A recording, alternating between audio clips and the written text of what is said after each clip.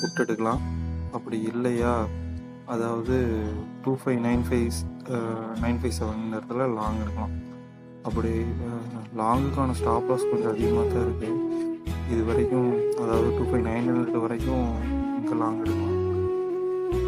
இதே பிரேக் அவுட்னா பார்த்தீங்கன்னா 26013க்கு மேலே போச்சுன்னா பிரேக் அவுட் எடுக்கலாம்.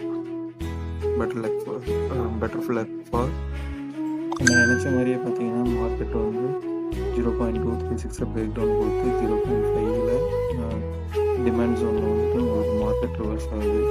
ஸோ இப்போயும் ரிவர்ஸ் ஆகிடும், இப்போயும் லாங் எடுக்கலாம். அப்படி இல்லை அப்படின்னா 25923 அந்த ரேஞ்சில் ஒரு லாங் எடுத்தோம்னா ஃபஸ்ட்டு டார்கெட் 25956, அதுக்கடுத்து பார்த்தீங்கன்னா செகண்ட் டார்கெட் டே ஹை, தேர்ட் டார்கெட் 0.236, இந்த 3 டார்கெட் வச்சு போகலாம்.